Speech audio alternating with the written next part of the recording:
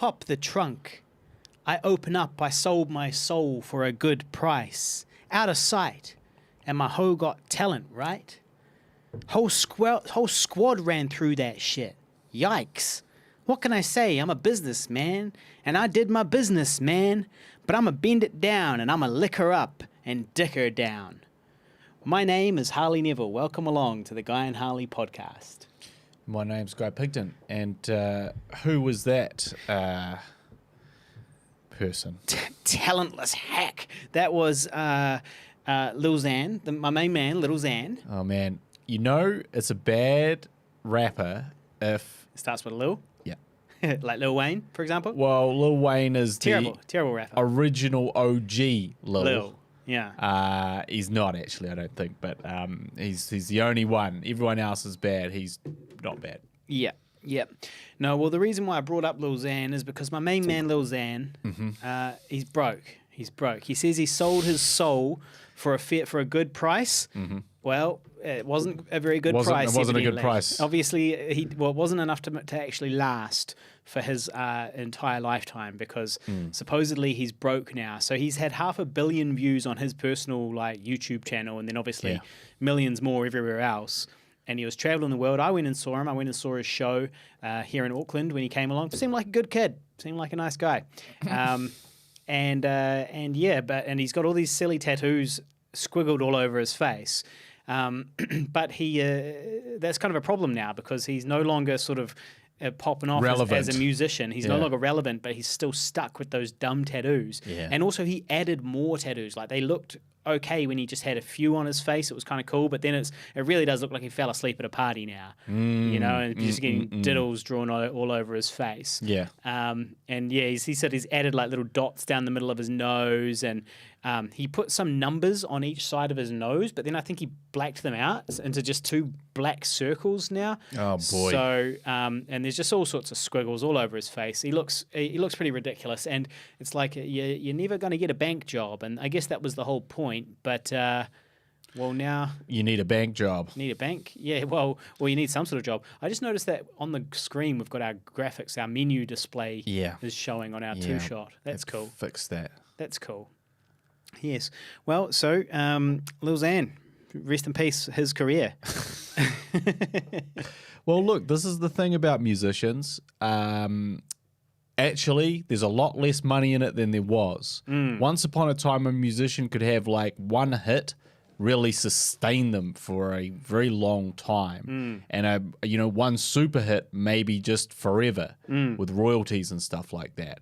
But now we're at a point where that's not the case anymore. In the money that they make is less, but also the music industry itself has been devalued through the likes of Spotify, etc. And Lil Xan cheapening music. And people like Lil Xan being terrible.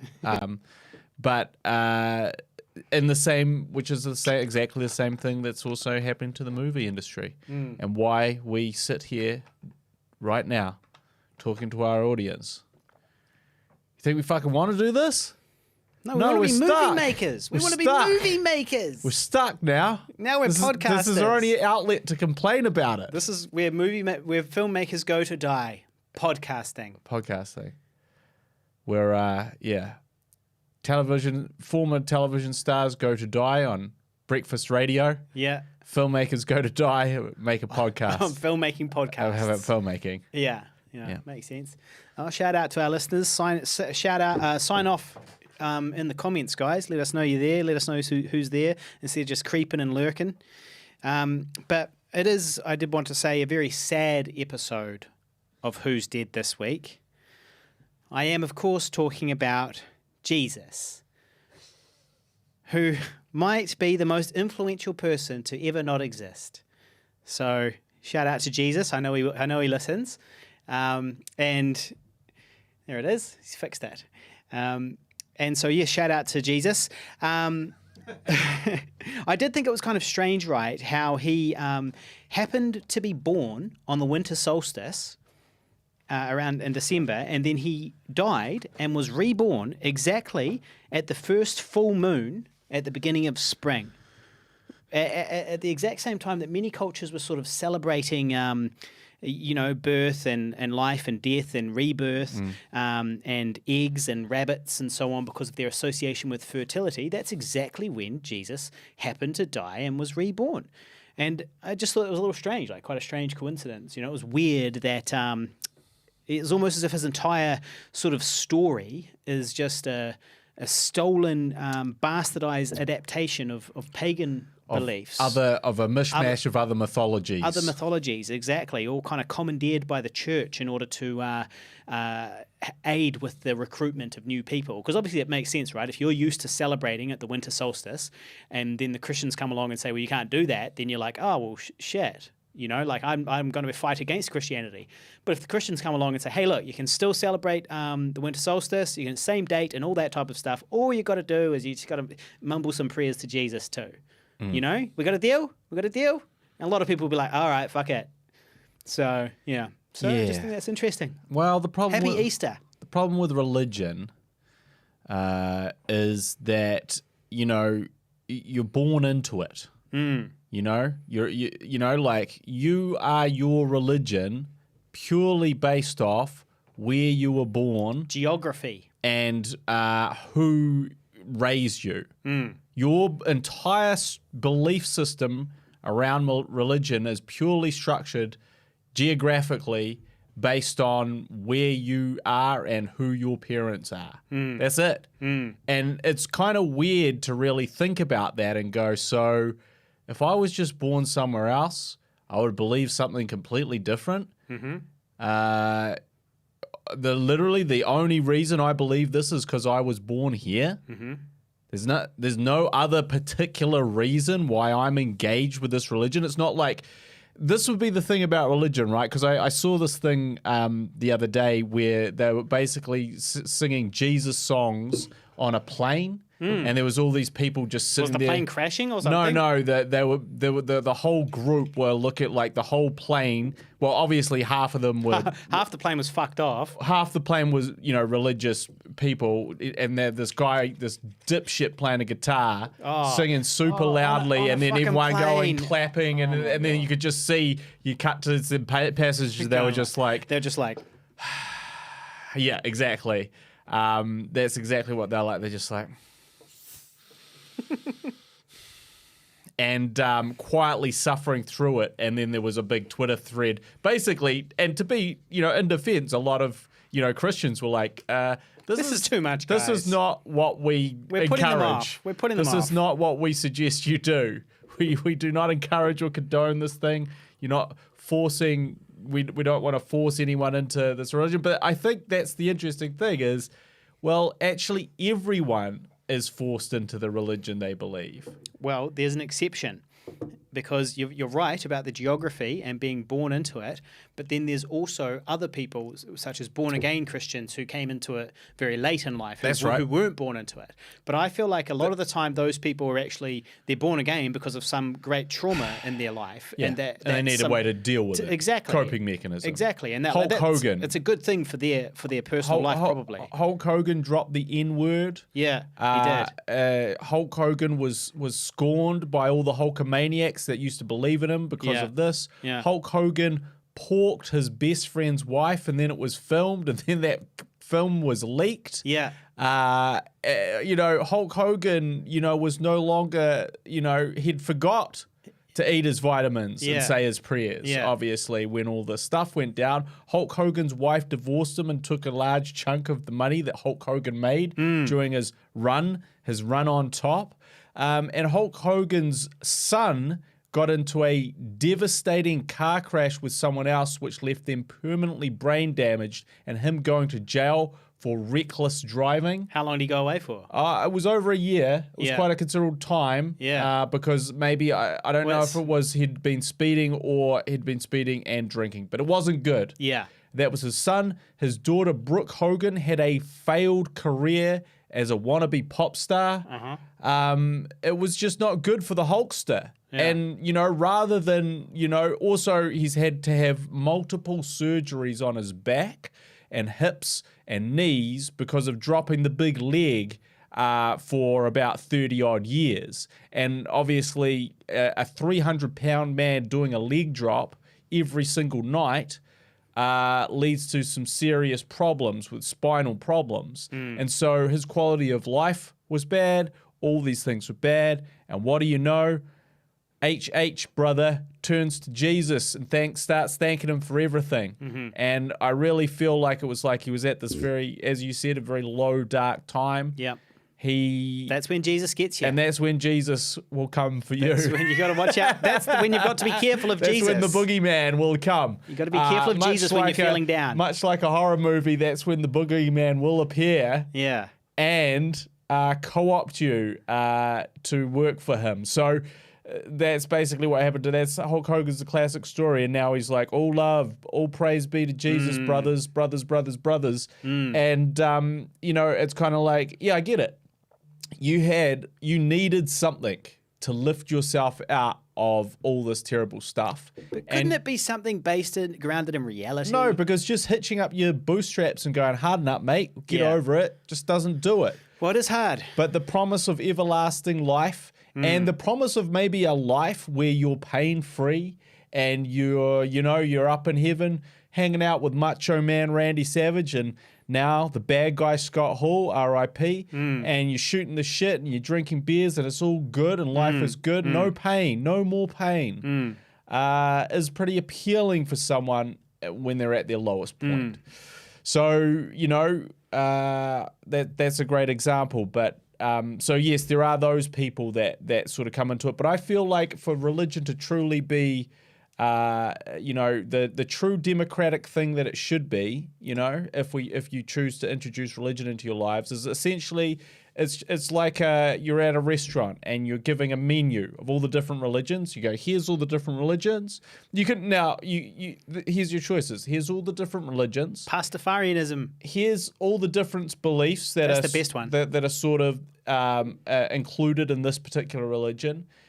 Now, little Jimmy, you're old enough to decide which one you would like, or you can choose none. Well, Jimmy, you're 20 years old now, and you're finally old enough to decide. You're finally old enough to decide. When you're under 20, you shouldn't have it forced upon you, and you shouldn't have it forced upon you by people you trust. So, by the people that you believe in the most. That's a big part of the problem, right? Yes. It all comes from, and they're all well intentioned, and they legitimately believe it, but they force it upon their children and so on. And the pastor, these are all people that you look up to, authority figures, people that you trust. Hulk Hogan. Of course you're going to believe it. Can you imagine being 5 years old and not believing the pastor? Can you imagine not believing your parents? When and your friends. When the Hulkster crossed his... The Hulkster, exactly. The Hulkster. And looked up to God and dropped the big leg on Andre the Giant, you're like, damn. Yeah. It must be working out for him. Yeah. He just scoop slammed Andre the Giant in the Astrodome or the Silverdome in front of 60,000 fans. There you go. He must be doing something right. But actually, it's a deep betrayal by your heroes and your idols, because they're sending you down the wrong path, a path of delusion. Well, like I said, you just need the whole thing. You go, here is all the religions. You can pick one. Here is also the arguments against religion. You can also pick that now. There you go. But unfortunately, not a single religious person in the world, apart from, I guess, people that come to it later in life, are really given that option. And even those ones that come to it later in life are kind of like they're looking to latch on to something nearby them, really. Because they're not going to go, look, I'm going to become this thing from this other country that I don't speak the language of. What about Muhammad Ali? Became a Muslim. Yeah, well, he did. Sonny Bill Williams became a Muslim too. Yeah, that's true. Yeah.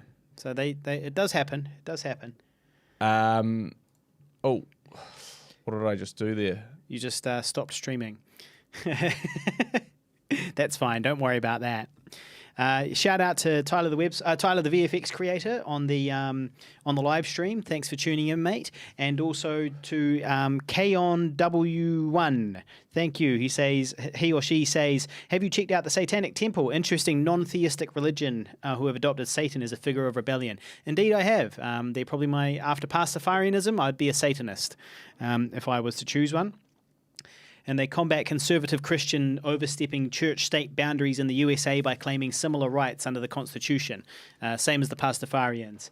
Like putting church groups, putting Jesus clubs into school, and they can put Satan clubs into school instead. Good Cool. stuff. Good stuff.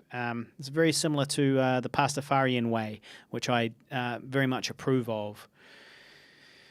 So, we got some interesting news recently. Yes. Exciting news that big things on the horizon that involve you and your talent as an actor. Yep. You don't even have an agent, and yet here you are achieving giddy heights that I've never reached. It's a funny news story. It's a funny news piece. Yeah.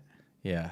Well, tell us. Man fired by his agent receives International Acting Award. Well, maybe. It's Nomination. International Acting Nomination. Nomination. It's not quite the same. Yeah. Yeah, it's not.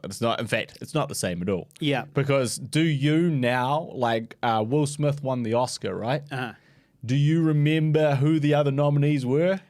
Well, I didn't watch the Oscars. I just watched the slap. I just watched the slappening, and I didn't watch or know anything about who was up or nominated. I didn't even know he was nominated. Well, okay. I just saw on Facebook that Will Smith slapped somebody. It was great for the Oscars. I forgot the Oscars existed. That's all the news you need. But so you have been nominated for the Best Actor in Older. Yes. For Older. Yep. Our second feature film, olderfilm.com. And you have been nominated for an awards. There's an awards night in Amsterdam in June. Mm-hmm. And you've been nominated for Best Actor. Best Oceanic Actor. And they are willing to help, not with flights, unfortunately, but they are going to help with a massive 3 days worth of accommodation. 3 nights in a hotel is what they'll cover. Plus, they'll get you in, right? Because the tickets, right. the tickets for this event, free tickets. We checked out these tickets. They're 110 euros to get in, and obviously you're getting in for free. Yep. And presumably you can eat and drink as much as you want to your wee heart's content. So essentially, you have to eat and drink. Several thousand. I was going to say $3,000 worth of food and alcohol in that night to kind of make balance the scales. Yeah. Yes, well, that is very exciting news. And so you, of course, being the good friend that you are, replied to them and said, "Oh, look, I'm interested in attending, but I'll only do it under these circumstances. You will also pay for my dear friend and co-creator, Harley Neville, to stay in a hotel as well." Yeah. So they're like, "Yeah, mate, you guys can sleep in the same room if you want, whatever." They said they said 2 rooms. Yeah, 2 rooms, 3 nights per person. Now they did also say, because I said, could you stretch it to 5 nights? Yeah. And they said, well, first I said, could you stretch it to like 8 nights? Yeah. Right? They said 3 nights. I said, could you stretch it to 5 nights? They said, no, we'd prefer 3 nights because you're taking 2 rooms. Yeah. And I was like, Well, then how about 6? I can't help but think that then 6 nights would be fine if I was not asking for that extra room for my co-creator. Yeah.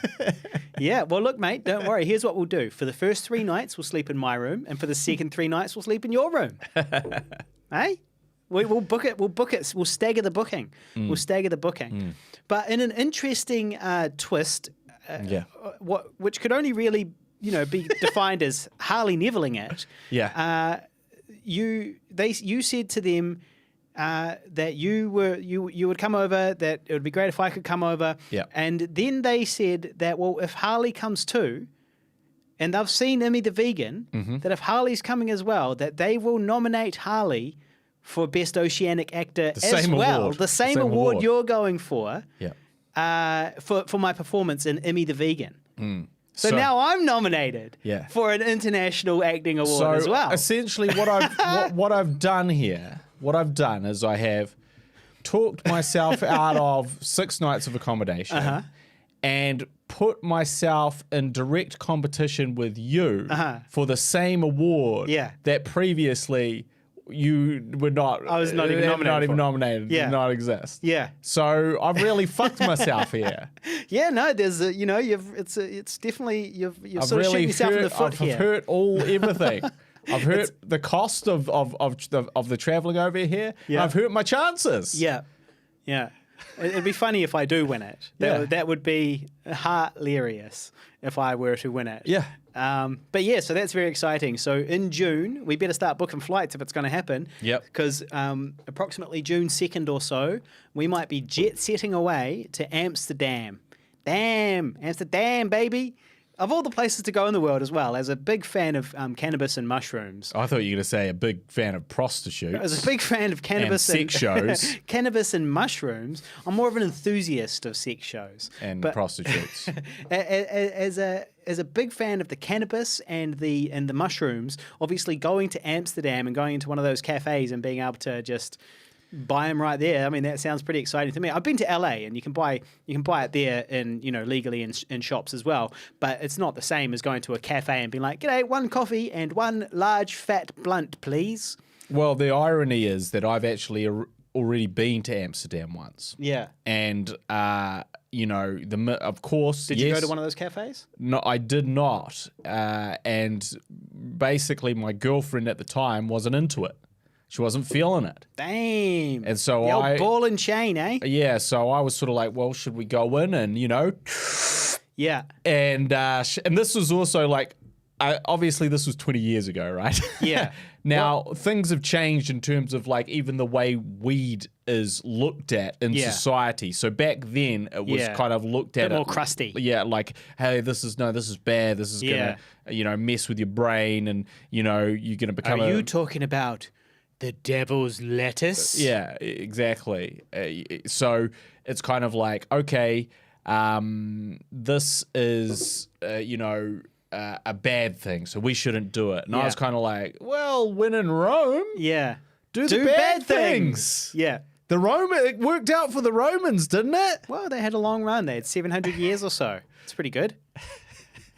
Yeah. If only it wasn't for the lead in the pipes. The lead in the pipes. That's what got them. Yeah. And if it wasn't for their fascination with hygienic plumbing. Well, it was also their reckless expansion, their war of aggression on the fringes of the empire meant they had to continue expanding all the time in order to prop up their economy because they took lots of riches from the nations around them. So sometimes they go to war just for money and overtly just for money. So that was also part of the problem. So when in Rome, kill lots of people. Do bad things. Do all that the Romans do. Shout out to Selena Ann, who has just liked the stream. Thank you very much. And shout out to Joanna Sequa. Congratulations, she says, on the nominations. So that's exciting. Yes.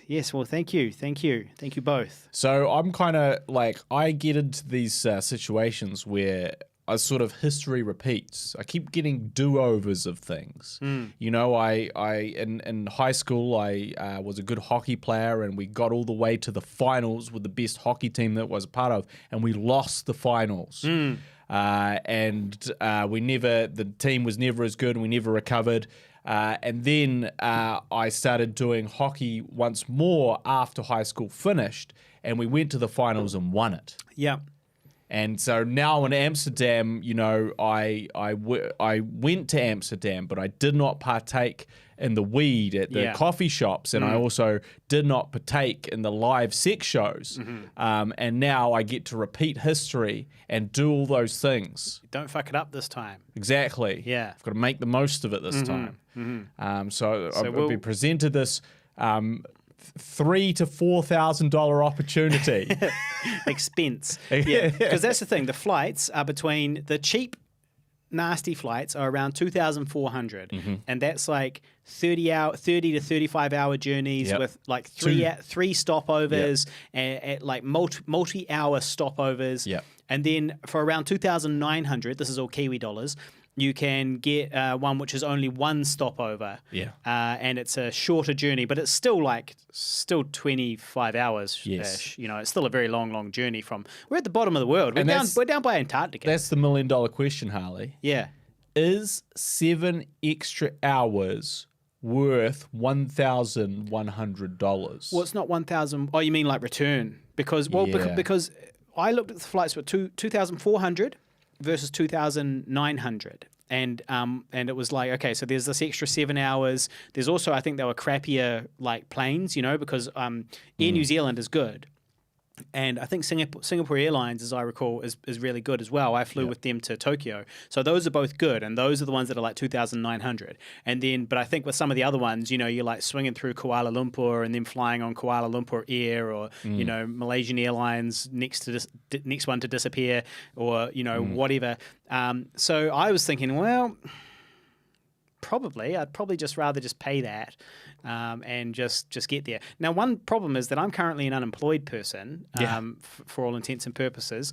I've had about 2 days work, one of which you gave me on my birthday. It was 2 hours work on my birthday for $100.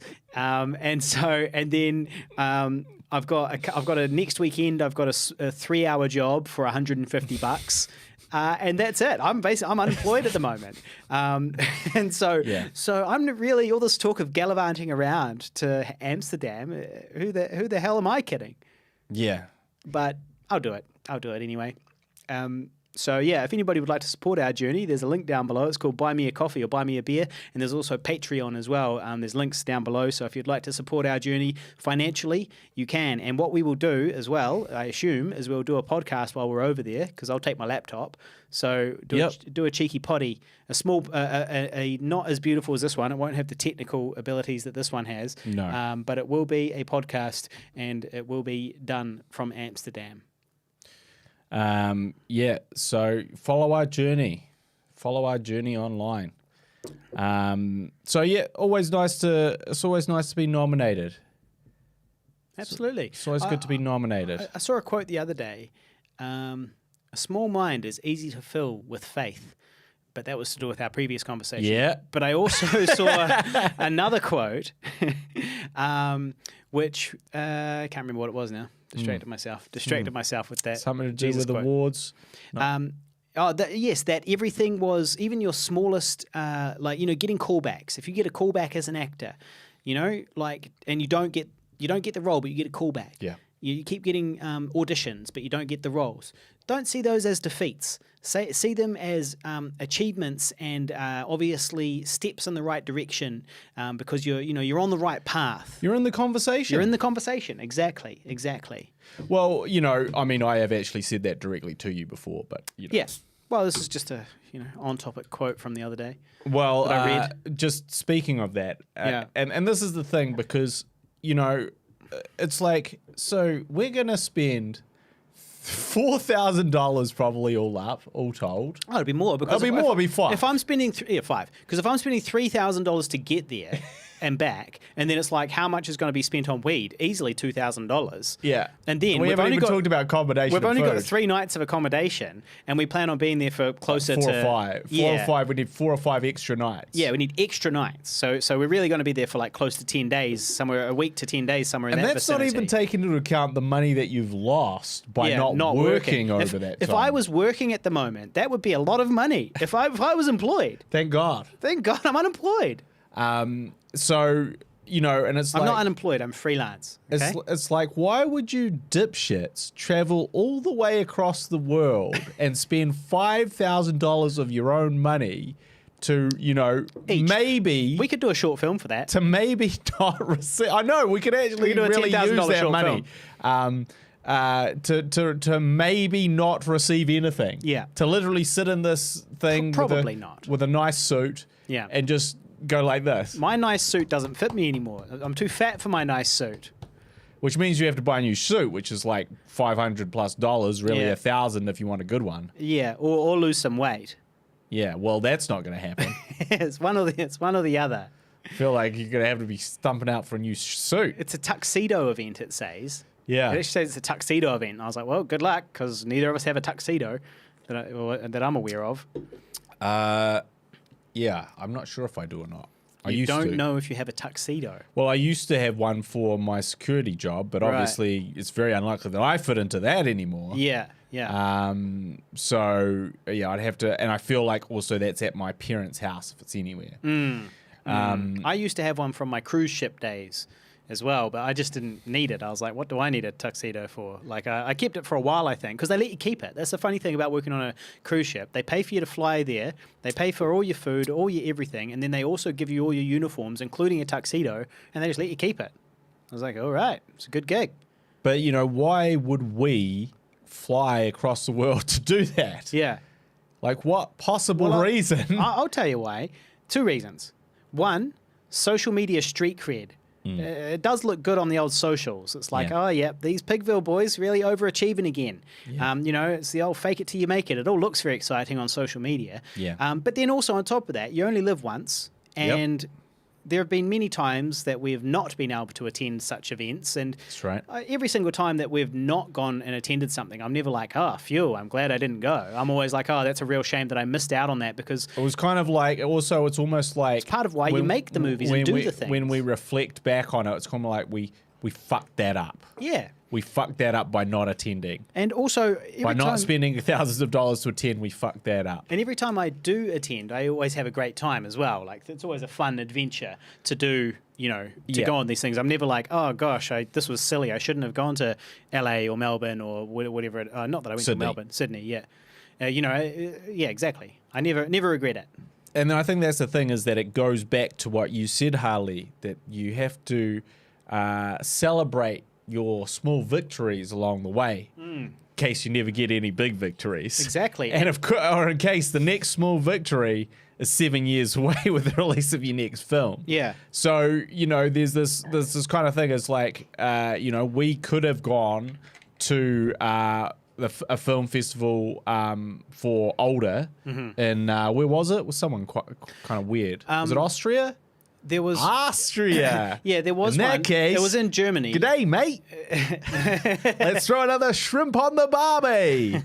Was it Austria? It wasn't Austria. No, well, it was Germany. It was Germany. Because I remember I pissed them off by referring to the I can't remember the name of it now, but the defensive wall around. That's right, and they were like, "We prefer if you don't mention the war." Yeah, we prefer if you don't mention the World War II. It's not the Siegfried line, maybe the Siegfried line. I said we're going to have trouble flying over the Siegfried line, but we'll get there. Something like that. They didn't. The Germans, notorious for their great sense of humor, did not appreciate that one, and I think they de-tagged themselves or something in the post. Yeah.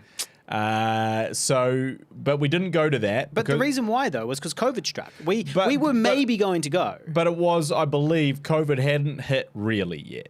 And we were sort of like, should we do it? We're like, well, we just can't afford it. And plenty more of those festivals that we'll get into, no doubt. Yeah. 30 submissions later. Yeah. 0 acceptances. Yeah. Maybe we should have gone to that one where they invited us over. Yeah. And obviously it was the same. Now, we couldn't actually go to this because of the... well, we could have, again, if we'd wanted to stay in MIQ for 2 weeks at the end of it. But there was Australia, the Vegan Melbourne Film Festival, hosted Imi the Vegan. And guess what? Won Best Comedy Film. Yeah. And guess what? We were not there to bask in the accolades. No. We were not there to sleep with the beautiful women that were throwing themselves, the vegan women that were throwing themselves at us. All they want is a vegan man. Yeah. Well, exactly, and we regretted that. Now, speaking of Imi the Vegan, Imi the Vegan actually played last night on television on Channel 200 in New Zealand. Yeah. And it was pretty cool to watch it. I watched it. I actually tuned in and watched it on the telly. Great show. It's a great movie. I really like it. And it was pretty cool to see it there on the big screen. And so that was thanks to Tanya Wiley, our dear friend and long-suffering collaborator. And she organised for that to kind of work out. So yeah, some shout out to a occasional Sifty 150 listener, Tanya Wiley, for that one. Thank you, Tanya. It was pretty cool to see it on the telly. It was pretty cool. Hey, Mum. I'm on the telly. Channel 200. Tune in.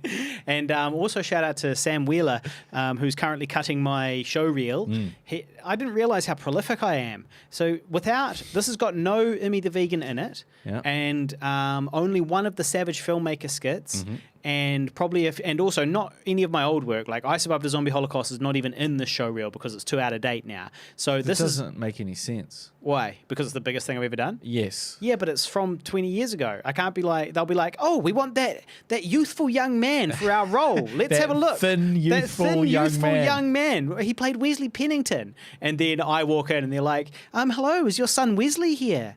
Is your son Harley Neville here? You must be Mr. Neville. Yeah. And so I mean, maybe I could put in a little something, just a little hint of it in there, just to kind of so that people go, oh yes, the Harley Neville. But so anyway, the point is that it's currently sitting at 17 minutes without any of that stuff in it. And that's just all content. It's not like one big long scene or lots of big long scenes. That's all like relatively short snippets of my acting over the last basically 5 or so years. So we're going to work on that to trim it down to a nice tight 5 minutes or so. But it's looking good. So shout out to Sam Wheeler. And then once I get that done, I'm going to be emailing it to my agent, but also to the Viva La Dirt League guys and being like, hey guys, I'm still around if you need any acting, I do acting. And you never know. You never know. The thing is, of course, they've got access to all the actors they want, in the world. The only reason they would cast me would be out of some vague sense of loyalty to the fact that I had acted for them before they were, big blown up stars, bona fide superstars. Which, we never remember those that have helped us along the way. So I don't really think that's not true. We cast our friends in like older, for example, we cast Haley in older. Later on, years later, a couple of years later, after she had been in asylum earlier on. That's true. And Alicia has gone on to be in various things of ours. And so we do reuse their old actors. Nepotism is alive and well. Alive and well, yes. But I guess I was more thinking of random extras. Yeah. Yeah, but I'm not a random extra. I've actually got scenes for Viva La Dirt League that are in my show reel. I deliberately kept those in. Shout out to Ben Fowler, by the way, 5150 listener, tuning in, and he is also the editor for them. I dreamt last night that I finally got the opportunity to be in a Viva La Dirt League production, and that Ben was editing it, but that I had also sent Ben some of my solo jerk-off tapes for him to edit for me. So he was editing my jerk-off wank tapes, and then he mixed it up, and he put my wank tapes into the Viva La Dirt League thing, which was about to be released to millions of people. Yeah. And I was frantically trying to figure out how to stop this from happening. Yeah. It was a good dream. Never give up on your dreams, people. Yeah. It's a good dream. Shout out Ben Fowler. Speaking of shout outs, I've got a shout out for Jared Murray, because Jared Murray, J-Rod Millionaire, he messaged us today on the Facebook page, facebook.com/Guy and Harley. You can message us there, by the way, people. If you want to get in touch with us, we do check those messages, facebook.com/Guy and Harley. And he said, I haven't been able to listen to the podcasts in full lately, so you might have already discussed this, but have you seen the Apple TV series Severance? Have you seen it? I have indeed. In fact, I've talked about it here on the podcast. There you go. See, when he messaged me, I watched the trailer, and I was like, hey, this looks pretty good, actually. You weren't listening when I talked about it on the podcast, clearly. Well, obviously not. It is actually possible that you went out to take a piss as I talked about it. But when I go out to pee, I just pee against your wall, and I listen. I continue listening. Well, you weren't listening then. Yeah. But yes, Jared, I have seen Severance. Yes, I think it's the best TV show I've seen in recent memory. Yes, it's genius. Essentially. Do you have Apple TV? I do have Apple TV. Because essentially they give it to you for free when you buy a new iPhone. Yeah. I think I got it for free and never used it. They give it to you for free for like a year or for like $1 or something. Yeah. And then after that $1, they start charging you. And you're like, how do I can't work out the cloud, the Apple billing. How do I undo this? Yeah. It's almost impossible. You can't. You're trapped. No, I turned mine off pretty quickly. So you just have to pay it forever. But actually, there's some quite good TV shows and movies on Apple TV now. And in particular, Severance is, at least in my opinion, by far the best one. Yeah. The basic the basic concept being that essentially you live two different lives, one at work and one when you're at home, and you have no memory of the other, right? So the person in work is called the innie. The person who lives outside of work is called the outie. So essentially you half your life expectancy, if you think about it, but you don't have any memory of the drudgery of your work, or if you're in work, you have zero joy because all you're doing is working in this place. And when you leave, you just walk back in. It's like no time expired, nothing happened. So you're in this perpetual state of purgatory, this hellscape of office work. And it's pretty genius. And then not only that, but that particular person, because the innie is not in control, right? The outie is the one that said, I want to do this. I choose to have this procedure, which severs my memory in half, basically. And, you know, I will. And so when you leave that work, that person ceases to exist. So all those memories from the office don't exist. That person that worked for 20 or 30 years is gone in an instant. And only the person on the outside that didn't remember what they did continues on. So it's like killing yourself once, but you won't know. But there's lots of, it's very Philip K. Dick-ish, the science fiction author, Philip K. Dick. I thought I was thinking of the porn star. And it's just a really cool concept, and it's done really, really well, and it's just kind of really worth a watch. So that's my top pick easily for people if they haven't seen it, Severance on Apple TV, but well worth going out of your way to watch it. I think it's produced and directed by Ben Stiller, or several of the episodes. You know, Ben Stiller is a great director in his own right. You know, let's not only remember him as the man that Zoolander. I was going to say something about Mary. You know. But yeah. So anyway, really, really good. So I'm sure it would be up Jared's alley for sure, and also just like the sort of the way it's filmed as well is really quite interesting and different. By the way, if you want to get rid of any of your Apple subscriptions, you just go to Settings, and then you click on your name on your iPhone, and then there's a tab there called Subscriptions, and then you can see all of your subscriptions, and you just cancel whichever one you want to. Better living, everybody. Tech tips with Harley. So I've also got a shout out for Sam Elton Walters, aka Sam from the Chris and Sam podcast. Go check out the Chris and Sam podcast if you like Kiwi podcasts with a filmmaking angle, creativity and so forth. Check out Sam Elton, the Chris and Sam podcast. Now he mentioned that he had just watched the Jimmy Savile doco because we talked about it last week, and he said, "Holy shit, it's crazy how this random dude managed to get so much power. You know, just how boring must everybody else have been? And it's amazing that he didn't get busted earlier.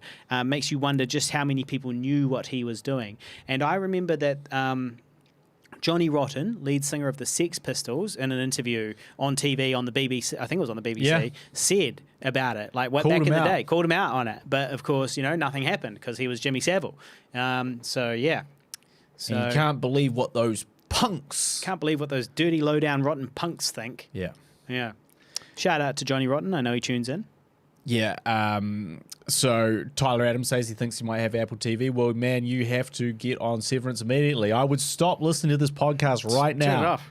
Turn it off right this second. Yeah. And start watching Severance because it's really that good. But he also said Ben Stiller did Cable Guy, beloved film. Cable Guy. I didn't really get into Cable Guy because it was just not the Jim Carrey that I knew and loved. It wasn't the pure silliness Jim Carrey that you'd come to know and love. Yeah, exactly. Yeah. Speaking of knowing and loving, I did notice that Will Smith, a whole bunch of his movies have been cancelled, and there's actually some pretty serious repercussions now for his career.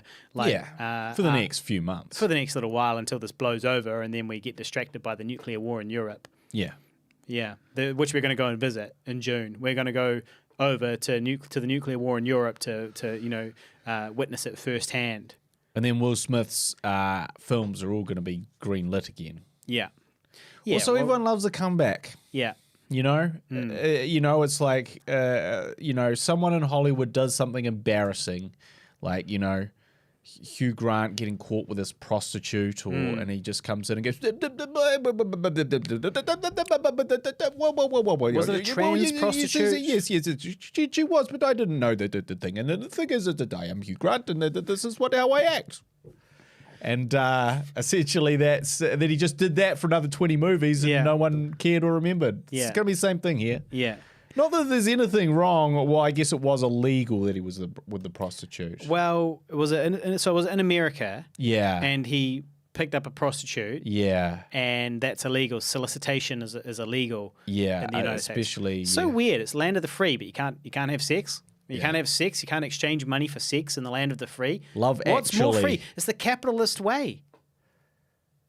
He channeled his addiction to prostitutes into being a charming English, somewhat buffoonish man for another 20 rom-coms, and nobody cared. Nobody cared. Why would he even? He's Hugh freaking Grant. Why would he even need to go to a prostitute? Surely he could just go to a club and just have a chat to somebody. He just walks up to some people in a bar and goes, "Hi, I'm Hugh Grant." I think it's all to do with effort. Yeah. It's like you don't want to have that. You don't want to even talk to the person. You're like, I'm not looking for a relationship. I'm not looking to even hook up with a fan. I just want to have sex right now. Yeah. And I ain't got time for these pleasantries. You may dispense with the pleasantries, Commander. Yeah. I'm here to get you back on schedule, is what he said to that prostitute. Is that Star Wars? Yeah. Yeah. Yeah. Of course. If you're playing the Guy and Harley drinking game at home, then you've got to drink every time a Star Wars quote is snuck into the conversation. So if everybody at home is playing the Guy and Harley drinking game, bottoms up. We shall redouble our efforts. And again. Yeah, these are the rules.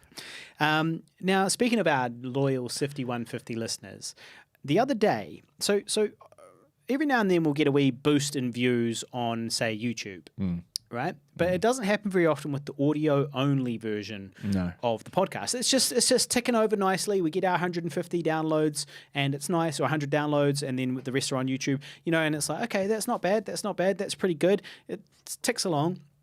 But the other day, something interesting happened, which was that for some reason, over the course of 3 days, we got 3,000 downloads in 3 days on the audio version of the podcast on like iTunes, Spotify, Libsyn, and other places like Tumblr and all that as well. It's all out there on all those places. So either shout out to all our new listeners out there. What the hell? Or shout out to the one listener that went through and downloaded every episode 5 times over the course of 3 days. Either way, we're still happy because there's 243 episodes now. If one person went through and downloaded was this just them, one episode? No. It was. That's the thing. I went and had a look at the stats. I was like, oh, did one episode go viral for some reason?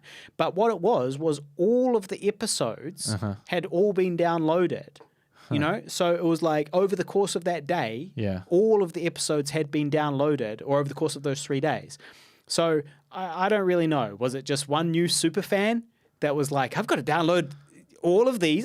What I need to do is not listen to this online. I need to download this and clutter up my computer with literally hundreds of hours of Guy and Harley talking shit. That would only account for 243 of the downloads. Exactly. So they had to download it either, every episode 5 times, or we let's say, this is bad maths, but let's say 12 people downloaded every episode once or 5 times, whatever. 12 people downloaded or something like that, and we've got a few new super fans. I don't know. I don't know. But either way, thank you for the big spike in our stats. It's immediately gone. It went straight up and then straight down, back again after those 3 days. But hey, welcome along. You always want it to continue. Yeah, well, that's the trick. But look, it's how it begins. You got to start somewhere, and that person really helped us. So shout out to that new Sifty 150 listener, or those 3,000 new Sifty 150 listeners. I guess we'll see when this episode comes out how many downloads it gets.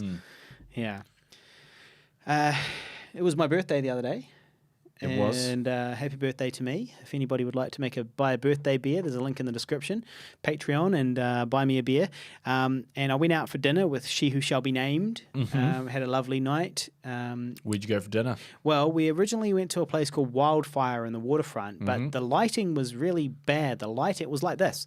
It was just like this. It was like bright white light, not really romantic, not really like much of a mood to it.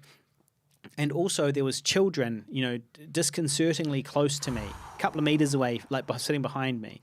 And then on top of that, they didn't give us the menu. We sat down, we were waiting for the menu, and they didn't really come over, and we were sitting there in the harsh, glaring light. And so we called them over, and they were like, "Oh no, it's an all-you-can-eat place." And I was like, "Oh, okay."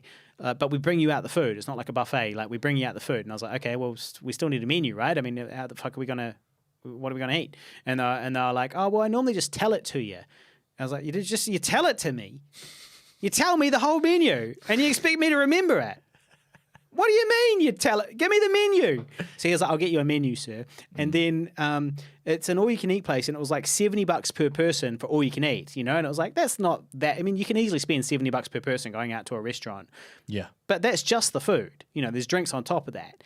And so it was this all-you-can-eat place. And I was like, well, look, I mean, I really just wanted to get like a steak, probably $40 steak, something like that.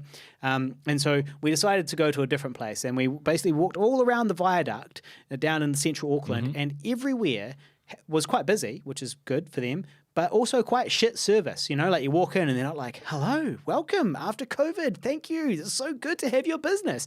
They were kind of just ignoring us and not really. I mean, I was dressed nicely. I was in my new big boy birthday pants and big boy birthday shirt that She Who Shall Be Named gave me. And so basically got kind of crap, got passed along from bar to bar to bar to bar to bar. And then we finally got a good one. Can't remember the name of it, actually. So shout out to that bar. Great story. Great story. But anyway, bought a big old steak there, a $60 steak. Well, She Who Shall Be Named got the $65 steak, and I got the $40 steak. But yeah, it was good. It was good stuff. So that was my birthday adventure.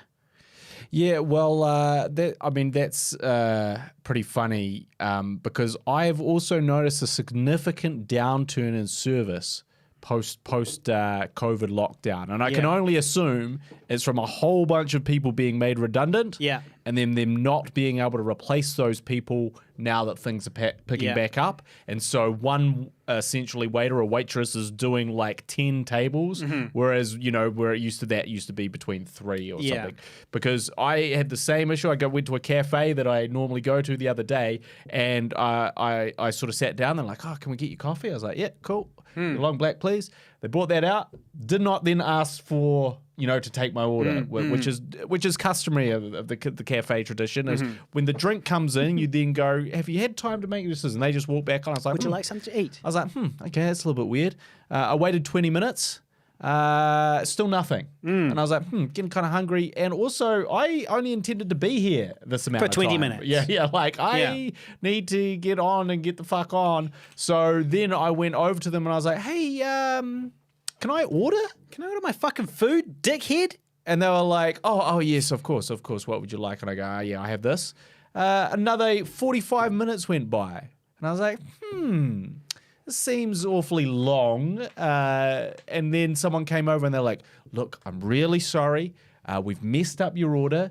Rest assured, it is on the way and it's on the house." And I was like, okay. I waited another 15 minutes. So that is like an hour 20 in total. Yeah, I got eggs, Benny. I got the meal free, but I was just like, and that wasn't the first instance at this cafe where the waiting situation had really been thrown out of whack. Yeah, and situation. I can't help but think that it is a result, and you're now also experiencing this. This is a problem being a rich, affluent hipster in Auckland. Yeah. We want to go. We want our chai lattes, and we want it now. And we want it now. We want our eggs Benny, and we smashed Avo, and we want our smashed Av.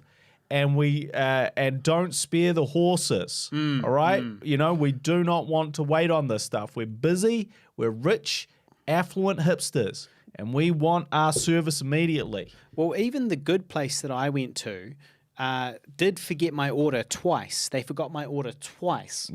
So they came out, they took the order, nothing happened, and then they came out and said, "Hey, sorry about that. We'll sort that out for you in a second." Yeah. And then that didn't come again. And then so we waited and we waited, and then we asked again. And then we waited and we waited and we asked again. Where's the food? And then eventually they finally brought it out. But they did give us the drinks for free. They gave us 2 free drinks, so that was pretty good. That was worth it. Ben Fowler, who is watching in slight delay, he said that so shout out to Ben Fowler when you hear this in 10 minutes. He's watching in a delay, and he's the editor from Viva La Dirt League, and he said that it wasn't a dream about adding in the jerk-off footage. He's actually added in bonus footage of the Nevs, Fight Club style.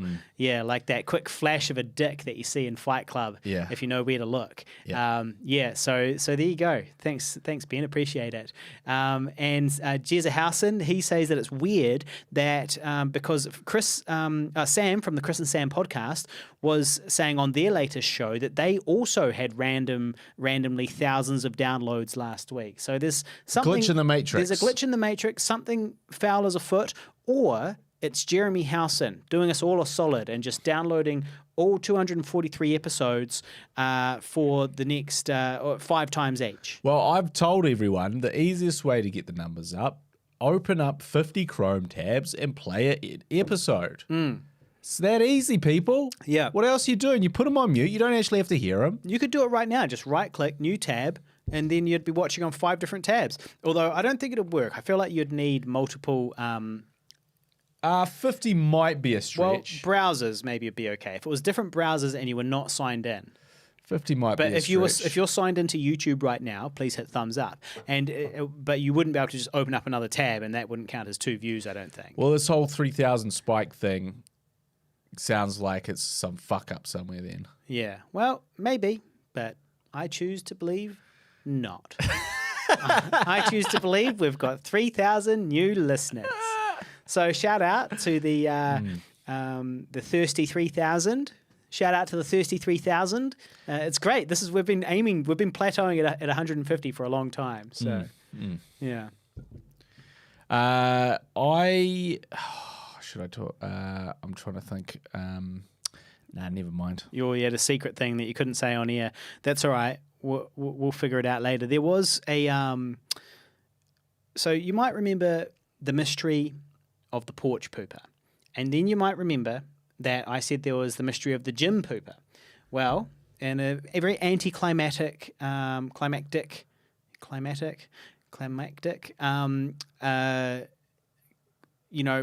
I've come to a conclusion about what it was, which was that I went to the gym the other day, and there was a lady who I hadn't seen before. She brought her dog in. She was doing the same class as me, and that's fine. And she had her dog on a leash, and she had one of those leashes where you can press the button and that goes longer or shorter. And so and this was the weird bit, rather than having her dog on the short leash tied to a stool, which is she had tied it to a stool, but rather than having it on a short leash, she allowed it to have a really, really long. She pulled all the things out and let it get in her way. It wasn't really bothering me. But I was like, okay, obviously that is the dog that went and shat next down to that pull-down machine. However, the architect must be rewriting the code in our simulation at the moment, because there is a new poop-related mystery. The backyard pooper. Because I went into the backyard just the other day and I was picking up your dog's shits, and what I saw shook me to my very core. Down there in the grass, the monster shit, king feces itself. And this was this was definitely not one of your dog's shits. She's tiny. I'm familiar with her shit. I've seen a lot of shit. I've seen a lot of shit in my time. I've seen a lot of dog shit, good amount of human shit. I know a lot about shit, okay? Yeah. And some might say you're a specialist. I'm a shit specialist. And so this shit, though, truly was gargantuan in scale, and it was in our backyard. And I was like, okay, there is no way. Like, we've got a fenced backyard. It fences the dog in. So whose fucking shit was this? Okay, it wasn't the dog's. No way. It wasn't a cat's. It wasn't a possum's. Okay, it definitely wasn't a possum. So either a large dog has come into our yard at some point and we didn't know and it somehow got in and got out, or a homeless guy has jumped the fence A large human. A large human has jumped the fence here and taken a big shit right in our backyard. So I picked it up and I hurled it back over the fence into the alleyway next door. But the point, we've got an alleyway near our house where people can just jump the fence. You know, it's reasonably difficult, but it's doable to jump the fence. So I suspect that somebody might have come into our yard and taken a big shit there for some reason. Now, at the same time as this is being discovered, and I haven't told you this yet, but my flatmate's car was broken into in the driveway. Now, fortunately, they didn't fuck with my car and take away my apoplectic converter and converted me to an apoplectic person. But they did open up her car and rummage around and take all the stuff. I don't know what they took, actually. She couldn't see anything missing. The funny thing was, her headphones and her shoes were in there. They didn't take those. But the thing is, they didn't break into her car because one of her doors doesn't lock. So they just more like opened her car and went into it. But the point is, they left her driver's door open and they had opened, the various compartments within the car and had a rummage around. So my theory is that somebody took a shit in the backyard, jumped the fence, took a shit in the backyard, and then on his way back out up the side of the house, he decided to check the door handles of the car with his feces fingers, and realized her car was unlocked, and decided to have a wee rummage around in there. Didn't notice the headphones, and just and either got some. I haven't asked her yet if she's figured out what they took, if anything. It would certainly be a gamble for a car thief to smash a window right outside the driveway. window. Yeah, right outside the house window. Yeah. Exactly. But yeah, so that's a concern. Right directly in the yard, like off-street parking and a large dump in the backyard, possibly by the same culprit. For that burglar, though, you don't shit where you eat. You don't. Exactly. So I'm not sure why he's leaving these clues for us. Exactly. So we might have to have that I've sent it DNA. Away. I've sent it away for DNA analyzed. sequencing. I've already sent it away for DNA sequencing. I sent it to Ancestry.com. They were very unhappy with me, but I posted it to Ancestry.com, and I'm looking forward to finding out who his relatives are. Because through his relatives, we can track him down. Exactly.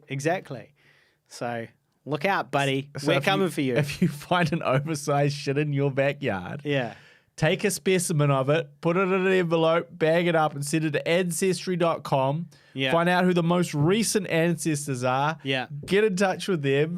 And then get in touch with that. The lawn shitter. And then go and shit in his yard. See what he thinks of that. So I did get a message from 5150 listener Liam Hegarty the other day. And he actually... Shout out, Liam. He asked me if I'd seen X, the new film X. I never even heard of this film. It was by one of my one of the directors who I'm quite a big fan of, called Ty West, who's sort of this long-term horror director that's made like 5 or 6 lots of low-budget horror films and stuff like that. And sort of is generally really quite good. I think my favorite one is called House of the Devil. So highly recommend House of the Devil if you haven't seen that. So anyway, Liam was like, so have you seen the new Ty West movie? And I was like, there's a new Ty West movie? And he was like, the new Ty West movie that was shot in New Zealand. And I was like, the what? What is it? This information is too much for me. So apparently this film was shot in Whangarei, just down the road from us. In fact, I road trip past there the other day. And it's set in Texas, the Midwest, in the 1970s. And it's about a group of people led by New Zealand Kiwi actor Martin Henderson, for the tax breaks, I'm sure. Was the lead as playing, of course, not a Kiwi but a Texan. How was his accent? Oh, it was great. No, his accent, good accent. So solid accent, very solid. As was his body. Very solid. Well, that is the same body that he pressed up against Britney Spears in her Toxic music video. So shout out to Martin Henderson. Lest we forget. That was when New Zealand really got put on the map, was when Martin Henderson touched was up in against Britney Spears. The Toxic music video in the airplane, and he's kissing Britney Spears. You know, that was the highest achievement any Kiwi had ever. Another obscure reference from Harley Neville. Yeah, yeah. You could have talked. You know, you could have talked about Martin Henderson's turn in that motorcycle movie. Fuck, I forgot what it's called now. See, it ain't as catchy as Toxic, is it? Kissing Britney Spears. This is it. Britney Spears was almost basically at the height of her fame. Oh, she was, absolutely. You know, this is huge. It was like everybody wanted to kiss Britney Spears at that time. I personally was more of a Christina Aguilera kind of guy, but, you know, I still had a room in my heart for Britney too. Yeah, well, of course, as you would back then. Yeah. That was when she turned from innocent Britney to sexy Britney. You know, she transitioned. I'm no longer. I liked that schoolgirl. Oh, I think that was meant to be innocent Britney. Oh, right. Yeah. Well, mind out of the gutter. Yeah. Well, she was 16. She was wearing a short skirt and a tied up school shirt type thing. I need to go back and check out that video. For research purposes. I'll take a video of me watching that video and then I'll send it to Ben Fowler. So anyway, Martin Henderson is starring in this movie X, and it's basically about this group who go out to this farm to film a porno. Yeah. And this is in the days before, just as pornos are exploding. Okay. You know, the popularity of them. Mm-hmm. What, like at the beginning of the internet? No, at the beginning of making pornos, really. Oh, so you said it was in the 70s? Yeah. Late 70s. Yeah. I'm with you. And so essentially they go there. I've seen a porno made on a farm. It's called Mr. Hands. Go check out Mr. Hands on the internet. And this, I think this is called like the Farmer's Daughter or something, the fictional porno in the thing. Yeah. And anyway, it's about this group of characters, but then, you know, things on the farm start getting a little creepy and people start getting popped off, right? Mm-hmm. And I don't mean in the porno sense. Yeah. And anyway, Ty West is a great filmmaker and he always does quite interesting stuff. This is no different. There's a lot of interesting stuff, and apparently he shot it back to back with a prequel at the same time. We never heard about this. You never even auditioned for it. Nobody called me.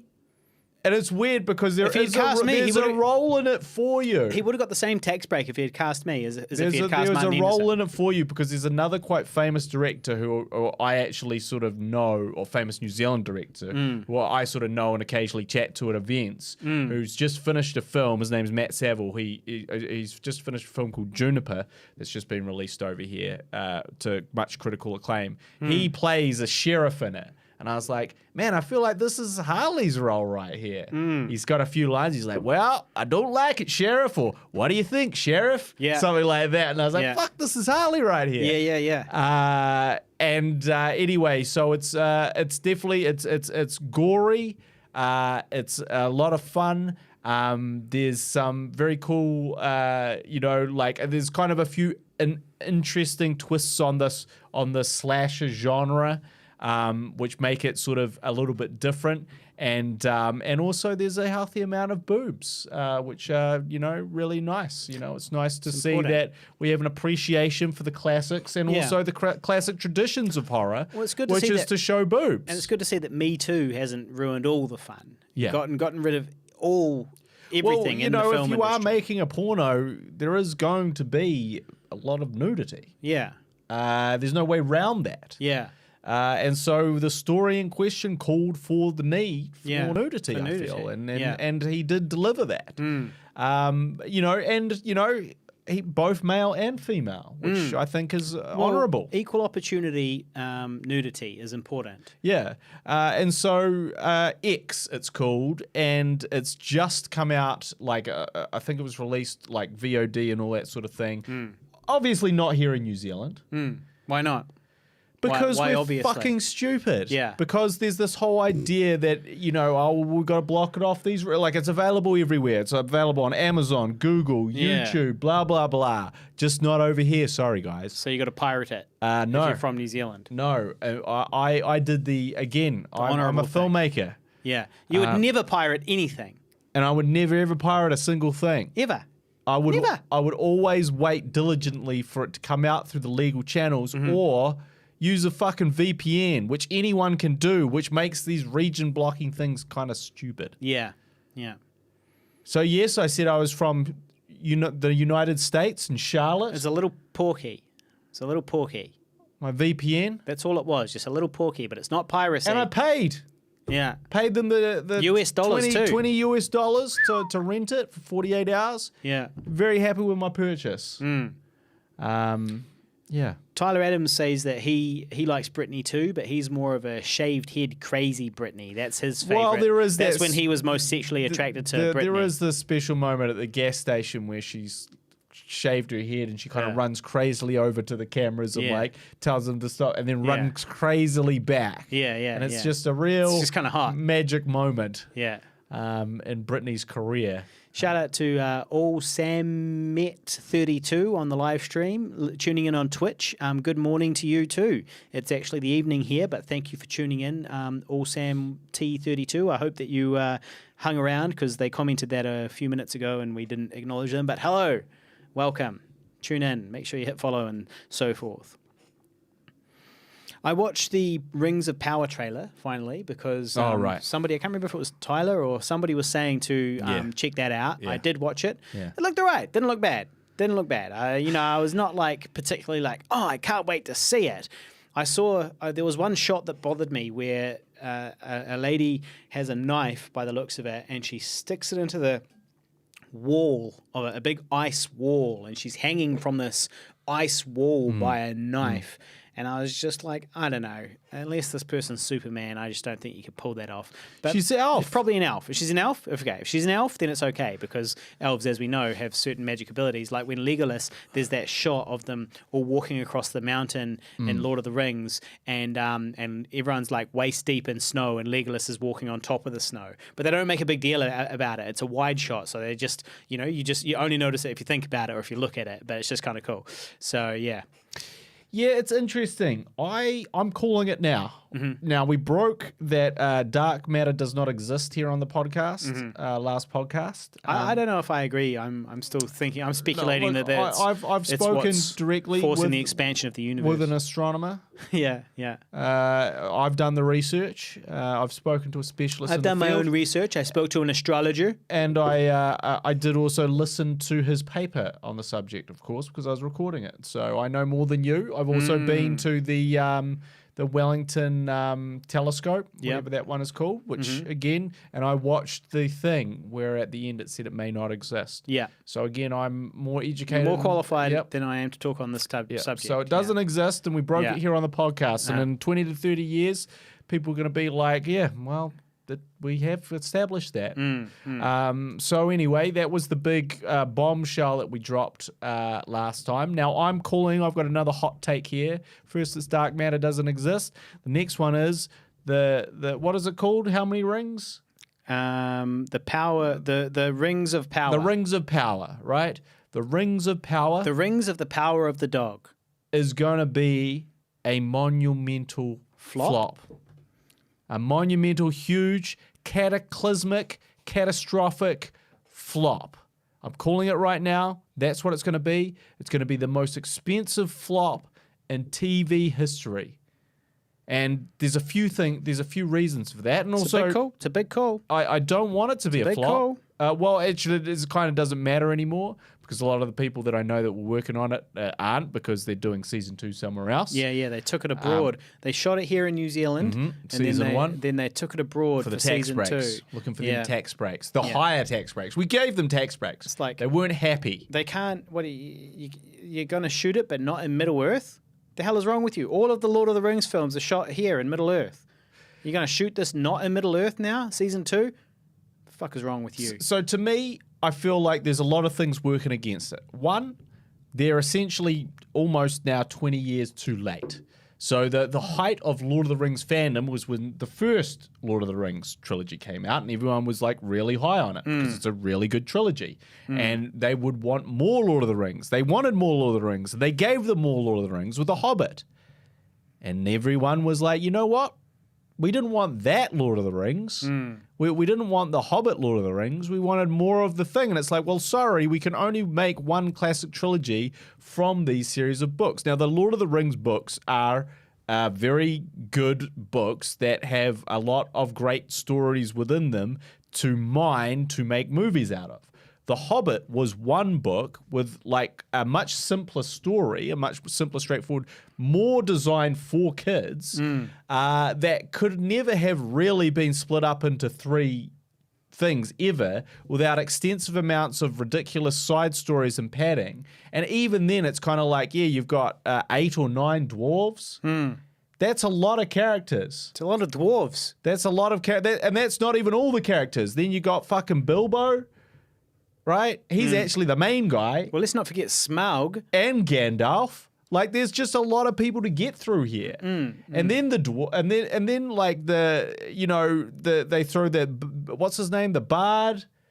Baron the Bard, or whatever the frick his name is, from Lake Town. It's been a long time There was since this I read the whole books. Lake Town subplot with the Bard, and it's kind of like, okay, look, this could have been one movie, 2 at most. It would have been really interesting to see what Guillermo del Toro would have done with it, because he would have taken it in a very different direction. I think that Peter Jackson had done the best work he could with it already, and so he's on a big come down, and he's like, man, how do I make this shit work? Well, also, he didn't want to do it. He didn't want to do it. Of course he didn't want to do it. He didn't want to try del Toro to do it. He didn't want to try and top himself. No. He didn't want to necessarily even tell this specific story. He'd told the story he wanted to tell.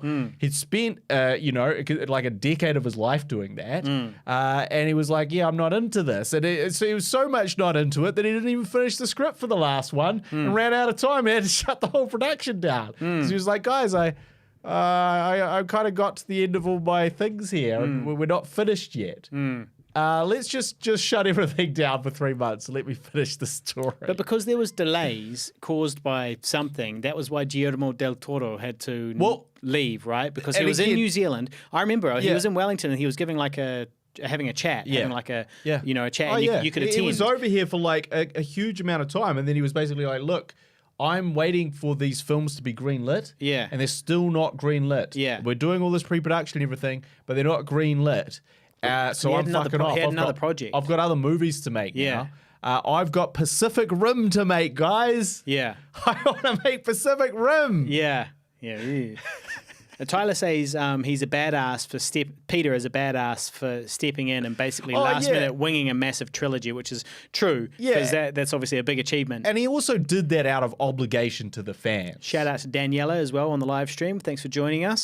So they made this trilogy, which wasn't as amazing, and there's many reasons for that. And man, they shouldn't have shot on those red cameras either. God, that made everything look. And 48 frames, the 48 frame experiment, horrific. But anyway, so you made that trilogy, and so now one goes, oh, thanks.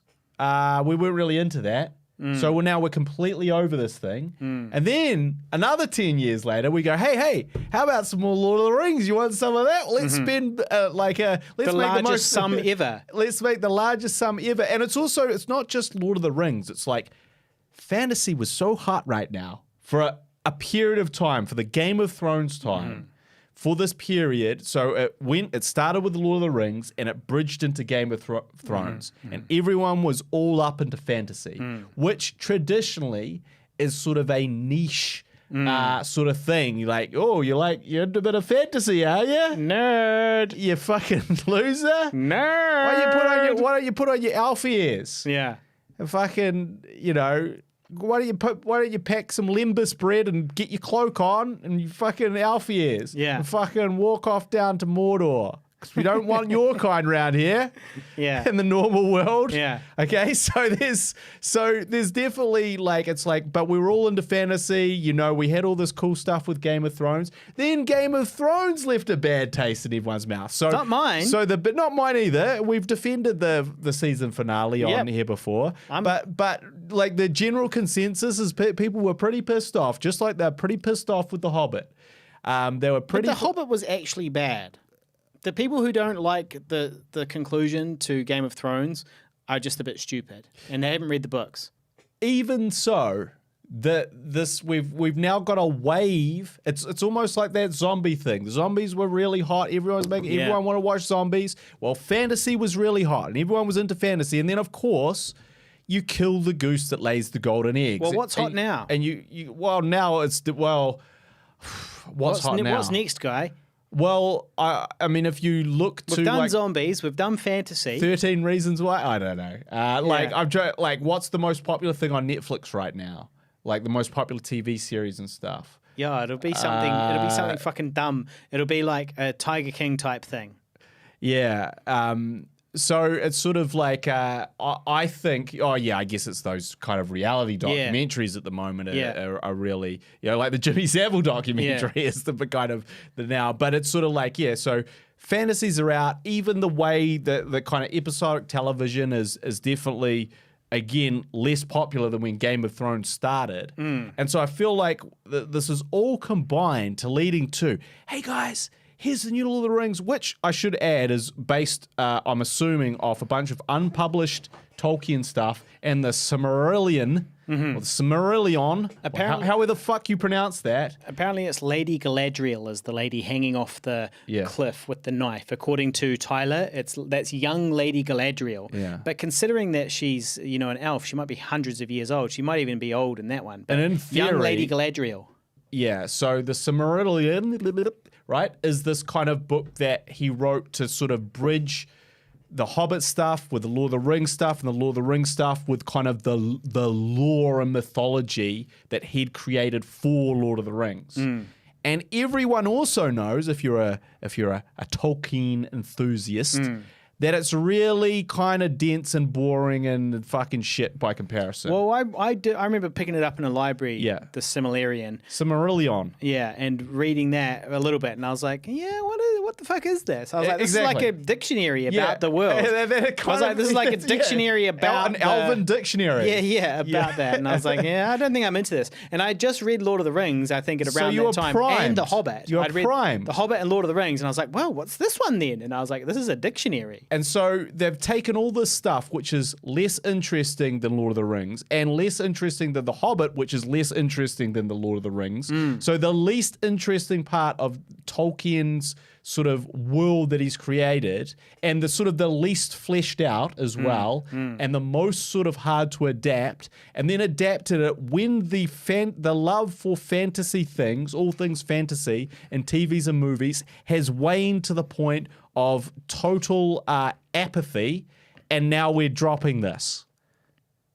Total flop. That's my pick, but I'd love to be wrong, because I will be watching at least the first couple of eps. I think if it's good, then it won't be a flop.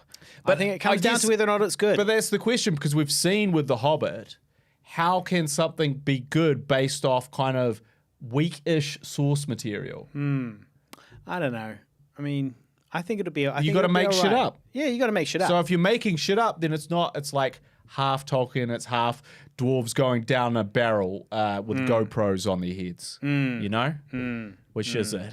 Is it Tolkien? Is it Smaug, or is it a dwarf hooking up with an elf when he's in jail? Does a dwarf hook up with an elf? That sounds like something I'd be into. As a dwarf, who likes elves. Yeah, that sounds like something I'd be into. Yeah, that's one of the subplots that they sandwiched into the Hobbit trilogy. Yeah. I don't know. I'm really looking forward to House of the Dragon from Game of Thrones. They're talking about dropping that, I think, in August. Okay. It might be August, or it's definitely this year. They're dropping House of the Dragon, the Game of Thrones prequel set like 100 and something years before Game of Thrones. So before the Game of Thrones. So, yeah, I'm looking forward to seeing that. I've been keeping up with it. I've watched the teaser. Have you seen the teaser for it? No. Yeah, there's a teaser out there as well. So there's a teaser for this House of the Dragon, and there's lots of official kind of things on the YouTube channel, and they're all sort of animated, but they're voiced by the actual actors. You know, so if it's telling the story of the Lannisters, then it's voiced by one of the people who played one of the Lannisters, probably Jaime Lannister, I think, in that case. You know, and if it's telling the history of the Targaryens, it's voiced by one of the Targaryens.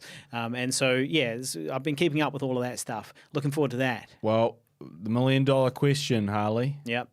The North remembers. Yeah. Will they remember the final season of Game of Thrones and not tune in based off that? Maybe. I'm really hoping that George R. What's his name? Romero? George R.R. Romero. George R.R. Romero. I'm really hoping that he hurries up and releases the final book, because the final book will really put, like obviously the final season was based off, not based off a book because the book wasn't out. But now they can put out the book. If the book will come out, that'll tell us what he actually really wanted. George R.R. Martin. Yeah. George R. Martin. So I'm really looking forward to that book as well, because I've read all the books, but it's like, man, can you please hurry up and do this before you die of heart disease, you fat fuck? And thank you for the hours and hours of joy you've provided to me. And also thank you. Shout out to George. I know he listens. And also thank you for the thousands and thousands of hours, in fact, over many, many years and decades that you've put into this series. Yeah. But can you please finish that fucking book? You fat fuck. You piece of shit before you die. Before you die of heart disease. It's great. It's great. He's just chipping away. He's chipping away. I feel like he's sometimes like me when it comes to an edit, right? He gets up in the morning with all the good intentions of doing some really serious writing on this book. And then he gets there and he watches a couple of YouTube videos and then he goes out to the cafe and then it takes an hour and a half instead of 20 minutes like he thought it was going to. And then he's like, oh, well, I've kind of just used up half the day. If I get started now, it's almost tea time. So maybe I'll just watch some. I'll just watch some stuff on. I'll just watch that Jimmy Savile documentary instead. Yeah. Watch Tiger King season 2 instead. And I really feel like his day. That's his day. I didn't watch season 2. I think that's George R.R. Martin's day. Probably 6 of the 7 days of the week, and then on that 7th day, he does get a bit of writing done. He does get a bit of writing done, but it's also always a bit less than he probably anticipated, because also he's got to, deal with his responding to fans, and he's always going on tour. To sleep with all their fantasy groupies. Yeah, the fantasy groupies. Is George R.R. Martin, does he have a wife? I feel like he doesn't. Yeah? I feel like he's a single kind of professor. He's a bachelor. And I feel like he is sleeping with these fantasy nerds who dress up like elves and attend, which is a pretty sweet gig. It's not a bad gig. But it's not a bad gig for a fat old man. Yeah. He's a fat old nerd. See? He's an inspiration to nerds everywhere. He is an inspiration. I mean, he's done it all. He's seen it all. George R.R. Romero. So Tyler says, man, the GoPro. I fucking can't stand the GoPro shots, which was about 540p over sharpened shit against CG and red cameras. So what we're talking about is in the first Hobbit, they all get into barrels and go down this waterfall, and it cuts to shots inside, when they're in the barrels, and they've just got these little GoPro cams, because you obviously right in there, you can't put a really expensive $50,000 red camera down in the water like that. Well, you actually can with waterproof thing, but they're like, hey, let's just strap a GoPro on, see what happens. And what happens is it looks like absolute shit, and it completely takes you out of the scene. In saying that, all respect to Peter Jackson for doing that, because I think that sometimes he puts a GoPro in a waterfall, 540p, and it looks terrible, right? Sometimes he does that and it looks terrible. Other times he invents Weta Digital and they create armies of orcs which all have a fighting algorithm, which means that wars on the largest scale ever seen in movies look cool in Two Towers and Return of the King. So you win some, you lose some. You win some, you lose some. Yes. Bloody good on him. Put New Zealand on the filmmaking map too. So bloody good on him. But if he wasn't prepared to do the GoPro thing, he also wasn't prepared to create the AI to have all these 1,000 orcs fighting all at once in a shot, So, we have to forgive him for his 48 frames, his now overuse of red cinema cameras, of which I also own one. So shout out to Sue Peter. We're on the same page. And you've also made a zombie film. Yeah. Well, there's a lot of similarities barring our respective successors. There's a lot apart from that. There's heaps of similarities. Shout out to... I also lived in Wellington for a while. You did? Me too. Shout out to Tommy Schwehler, who happens to work at Weta and is a 5150 listener. Yeah. So we've got influential people watching this show. Big people, influential people. Shout out to Tommy. I caught up with him last week, and I'll catch up with him in another month or so next time I'm down in Wellywood. So, yeah. Yeah. Tyler says he's completely turned around on that because Peter's swinging for the fences. And I agree, he is. And that is more important than the odd crazy shit. Now, I do think that when you look at that GoPro footage, you go, you know what, guys? We do actually have enough coverage to show this thing without the GoPro stuff. So let's probably just nix the GoPro. Yeah. But do you think that maybe that it's just you and Tyler who care because the average viewer, doesn't really think about it? Because obviously you guys, filmmakers care more about cameras and notice that type of thing. It's one of those things where you and I have to watch that scene and you go, did anything, was there anything jarring or abnormal about that? Yeah. Because also I feel like you'd be like, yeah, there is. There's too much fucking CG everywhere. It's fucking green screen every 2 seconds. That was my problem with The Hobbit. I didn't like The Hobbit because I was like, I'm so bored of seeing these CGI orcs fighting CGI dwarves on a CGI bridge while CGI rocks fall down around their CGI heads.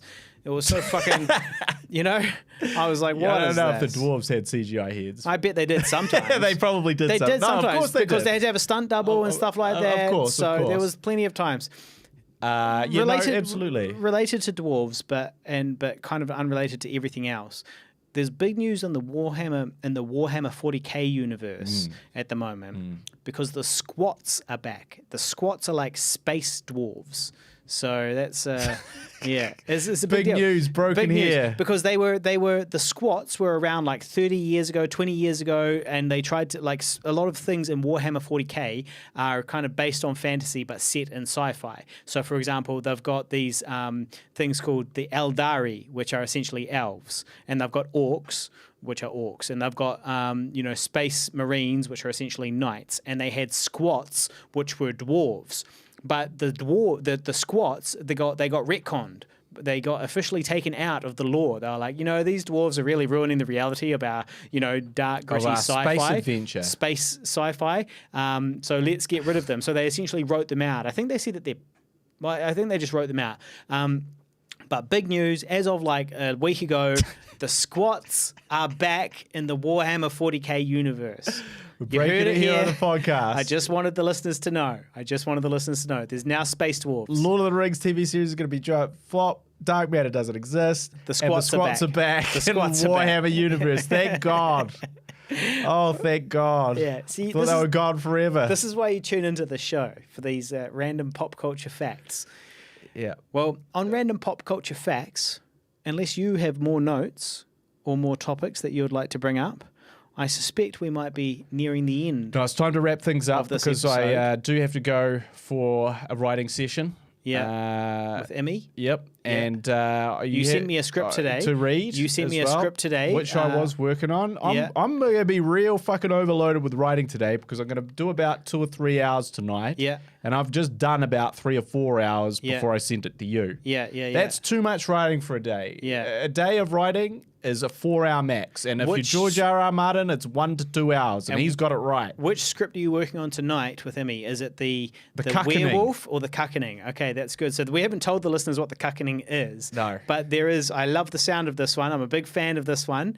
The cuckening, which is potentially a new short film we might make, which you guys are writing at the moment. So I'm looking forward to reading that one. Yep. And I'm going to go back tonight and I'm going to read the werewolf script that you've just sent me immediately prior to the show.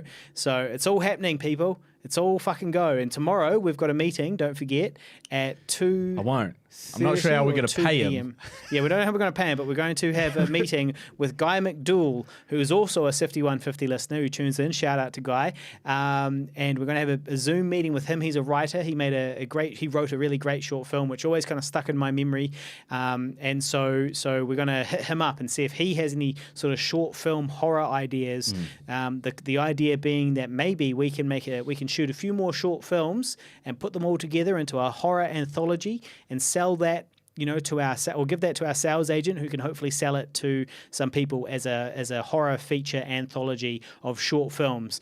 And in between each short film, And there'll be me as a creepy old man sitting next to the fireplace, sitting next to the fire in our backyard, going like, "Yep.